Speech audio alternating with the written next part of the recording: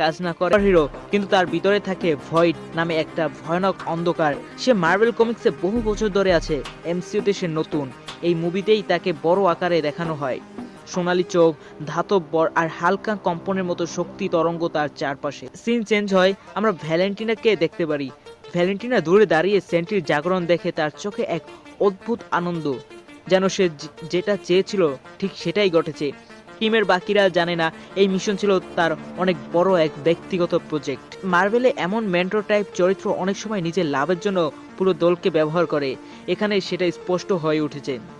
এবার scene change হয়, আমরা দেখতে পারি গোস্ট টিমের চোখ এড়িয়ে ল্যাবের আরও ভিতরে প্রবেশ করে। তার ইনভিজিবিলিটি ক্ষমতা কাজে লাগিয়ে সে খুঁজে পায় একটা পুরনো নোট, যেখানে সেন্ট্রির অতীত পরীক্ষা, তার ভয়ঙ্কর দ্বিতীয় রূপ দ্য ভয়েডের কথা লেখা। সিন চেঞ্জ হয়, আমরা টাস্ক মাস্টারের কিছুটা গম্ভীর হয়ে পড়ে। তার পুরনো স্মৃতিগুলো তাকে কষ্ট দেয়।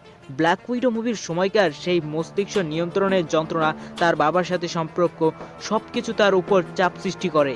সেন্ট্রির উপস্থিতি যেন তার মধ্যে আরো ভয় ঢুকিয়ে দেয়। সেন্ট্রি আচমকা উত্তেজিত হয়ে পড়ে, তার শক্তি নিয়ন্ত্রণহীন। সে কিছুই চিনে না, না টিম না নিজের পরিচয়। দেয়ালের উপর ঘুষি মারতেই পুরো ল্যাব কেঁপে ওঠে। তখন বোঝা যায় সে সুপারম্যানের মতো মারাত্মক কিছু। হ্যাঁ, এ হলো মার্বেলের সুপারম্যান। এই বিশৃঙ্খলার মধ্যে ঘোস্ট ও টাস্কমাস্টারের মধ্যে ঝগড়া বাঁধে,